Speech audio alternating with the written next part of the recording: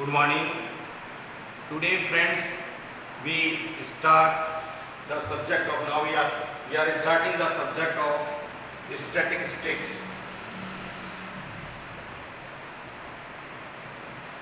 In this subject, we learned about the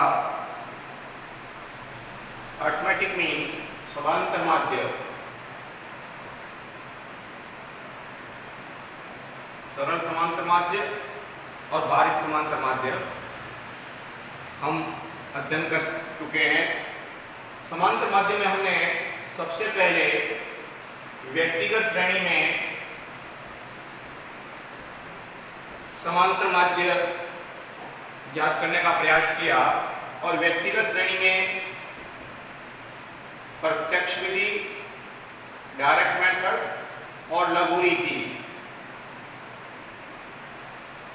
shortcut method में हमने दो पिछले वाले वीडियो में क्वेश्चन सॉल्व किए। अब हम आज ले रहे हैं खंडित श्रेणी, समांतर माध्य means arithmetic mean. In this topic, now we are learning about the discrete series, and same method of the individual series. There is two method, direct method and shortcut method.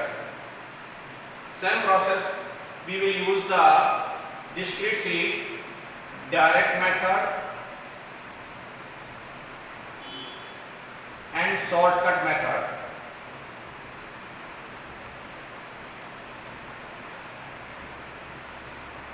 इसमें आपको जो चीज दिखाई देगी व्यक्तिगत श्रेणी में का, इसमें आपको फ्रीक्वेंसी यानी आवर्ती दिखाई देगी और आवर्ती के आधार पर हम श्रेणी के जो पदमूल्य है, पदमूल्यों को आवर्ती से गुणा करेंगे और गुणा करके कुल आवर्ती अर्थात जो n का हम भाग दे देंगे।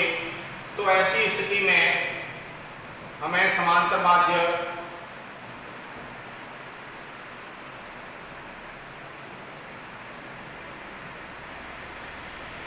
याद हो जाएगा। अर्थात डिस्क्रीट सीरीज में डायरेक्ट मेथड में समांतर माध्य का सूत्र होगा समेशन fx अपॉन n।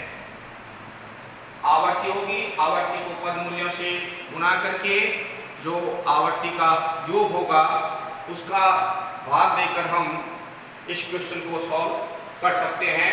और दूसरा जो है शॉर्टकट मेथड, उसमें x bar equal to a plus summation f dx upon n के आधार पर विद्यार्थियों सांख्यिकी में सूत्र पर अपना पूरा कंसंट्रेशन करें। बहुत से सूत्र हैं लेकिन फिर भी सूत्र हमारी गाइडलाइन बनेगी और सूत्र के आधार पर हमें क्वेश्चन को सॉल्व करने में बहुत ज़्यादा हेल्प मिलेगी। हमारा आगे से आगे का स्टेप क्लियर होता जाएगा। तो मैं आज डिस्क्रीट सीरीज के द्वारा डिस्क्रीट सीरीज में क्वेश्चन को किस प्रकार सॉल्व करते हैं यह आपको समझाने का प्रयास करूंगा। उसमें दोनों विधियों का प्रयोग करेंगे अपन, डायरेक्ट मेथड का और शॉर्टकट मेथड का।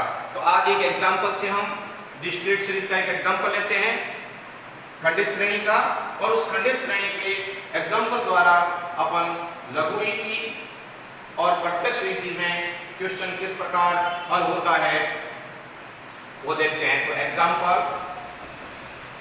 जिसमें आपके पास में दे रखा है कि number of calls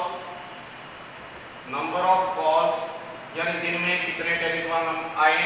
number of calls के अंतर्गत आप 0, 1, 2, 3, 4, 5, 6, 7 और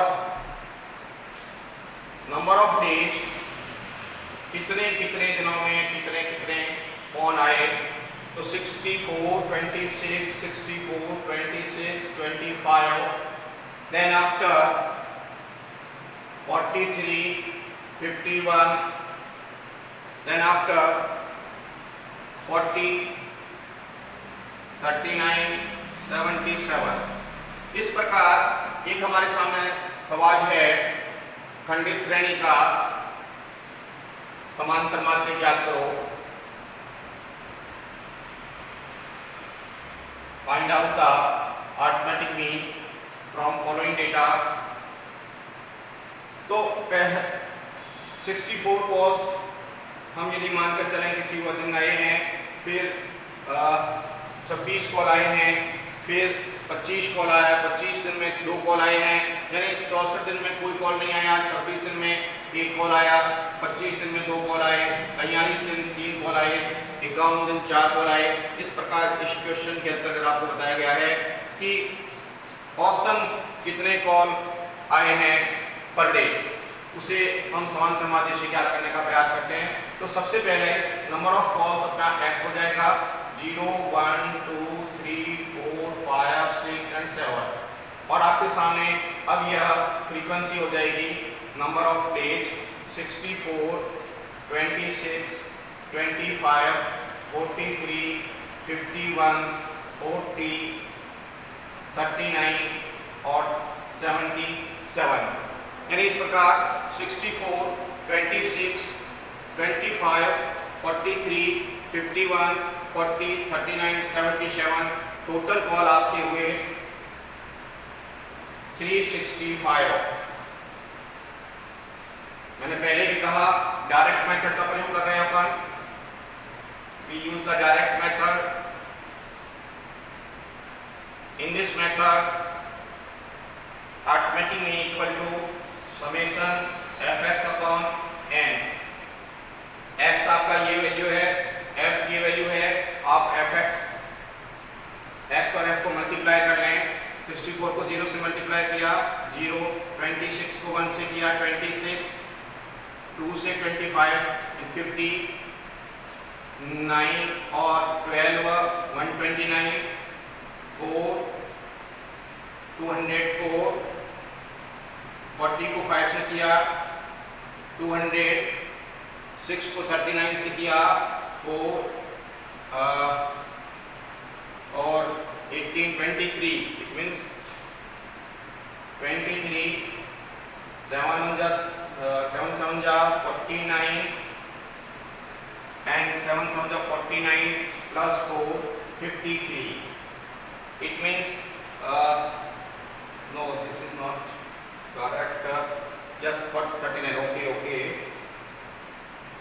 Now according this formula we summation of this fx value which is equal to 1382। now use this figure in the formula, we can get easily arithmetic mean from direct method in discrete series। Here x bar equal to, put the value summation fx is equal to 382 divided by n 365। it means x bar बराबर 3.79 calls per day, that is the average calls of per day। तो ये विद्यार्थियों आप समांतर माध्य में हमने ये सीखा कि खंडित श्रेणी का यदि सवाल है जिसमें यहाँ जो हमारा x वैल्यू है इसमें कंटिन्यूटी नहीं है, इसलिए हम इसे खंडित कहा दिया, और नंबर ऑफ डेज जो फ्रीक्वेंसीज है कि कितने दिन में कितने कितने कॉल रिपीट हुए, तो उस फ्रीक्वेंसीज को हमने x वैल्यू से मल्टीप्लाई किया, fx आ गया, fx का योग किया, समेशन fx आ गया, summation fx divided by n अर्थात 1382 divided by 365, the value is 3.79, that is the value of calls per day। now we use this question solved by the shortcut method।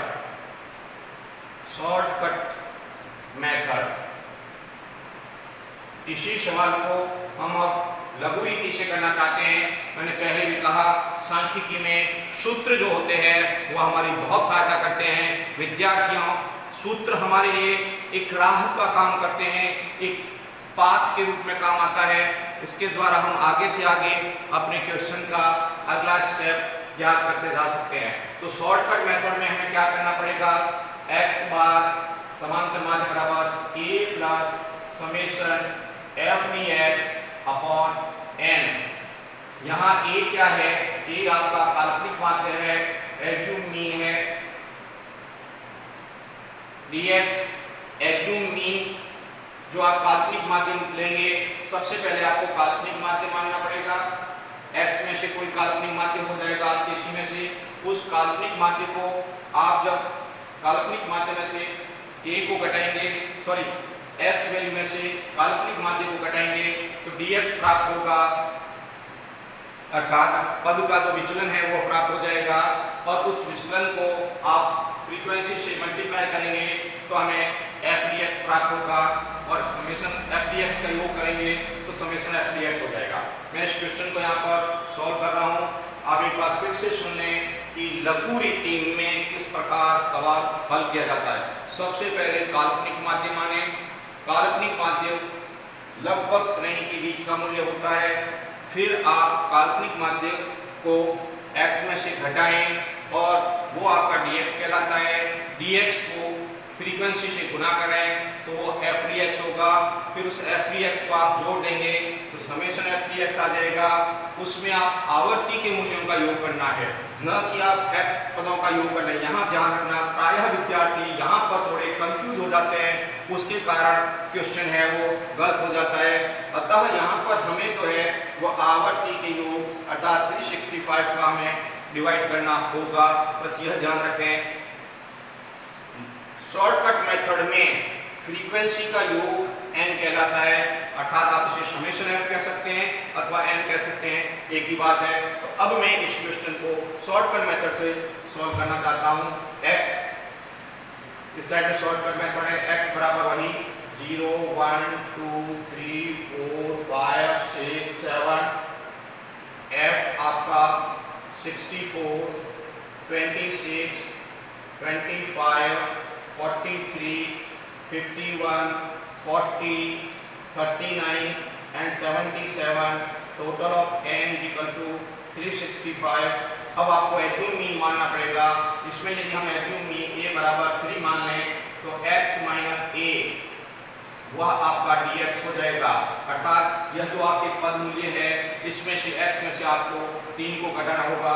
0 में से 3 घटाया -3, 1 में से 3 गया -2, 2 में से 3 गया -1, 3 में से 3 0, 4 - 3 equal to 1, 5 - 3 2, 6 - 3 3 and 4 - 3 sorry 7 - 3 equal to 4. Now this is our value is dx. Next step, we multiply the dx by the frequency, that is 64 multiplied by -3, which is equal to 2, 3 4 are 12 and 3 16, 192 minus k 52 minus 25 minus 0 51 80 7 9 3 are 27 and 3 3 are 9 plus 2 11 7 4 are 28 and 7 4 are 28 plus 2 308, it means 192. The value is 192 minus 52 20 minus 25, that value is the 269 minus 269, and value of the plus is equal to 8 7 1 8 and 8 16 2 10 5 15 15 1 यानी 556 plus की value है और minus की value 269 है। इस प्रकार that value is equal to 556 में से 269 को आप रिड्यूस करेंगे तो that value is equal to 287 16 minus 9 7 40 minus 6 8 4 minus 2 87. Now we keep this value in this formula.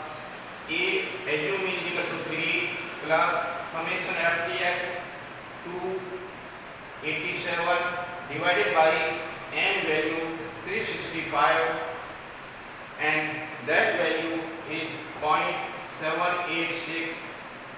3 plus 0.786, that is equal to 3.79. We got the value is 3.79 from shortcut method. Value of x bar means per day ball, and here same value 3.79. हम कह सकते हैं कि सवाल को यदि लघु रीति से प्रत्यक्ष रीति से करें या लघु रीति से करें, आंसर बराबर आते हैं। इसलिए मेरा आपसे आग्रह है कि आप इसमें यदि शॉर्टकट मेथड को यूज करते हैं तो कैलकुलेशन थोड़ा आसान हो जाता है, अन्यथा इस पर कोई फर्क नहीं पड़ता है कि आप क्वेश्चन किस विधि से करें। विद्यार्थियों, समांतर माध्य, जिसके बारे में मैं फिर आपको थोड़ा हाईलाइट कर दूं कि यह एक औसत वैल्यू है, और इसमें साधारणतः हम जो टोटल सीरीज में पद वैल्यू होते हैं उनको जोड़कर पदों की संख्या का भाग दे देते हैं तो औसत निकल आता है। और यह जो है वह सांख्यिकी के अंतर्गत एक हमारा चैप्टर है केंद्रीय प्रवृत्ति का मान, अर्थात जो एवरेज है या सेंट्रल टेंडेंसी है, जिसमें हम उस दिन पिछले वाले वीडियो में देखा, जिसे हम गणित की विधि से याद कर सकते हैं, इसे हम वाणिज्यिक विधि से याद कर सकते हैं। तो उसके अंतर्गत एक विधि है समांतर माध्य, और समांतर माध्य में हमने व्यक्तिगत श्रेणी से पहले सवाल किया, आज हमने खंडित श्रेणी से सवाल किया। धन्यवाद, फिर मिलेंगे। आप इसको अच्छी तरह से सवाल को समझें, और यदि किसी तरह का डाउट हो तो पूछें। जितने ज़्यादा सवाल स्टैटिक्स में ज़्यादा करेंगे उतनी ही ज़्यादा अपना परफेक्शन आएगा। ओके, धन्यवाद, फिर मिलते हैं।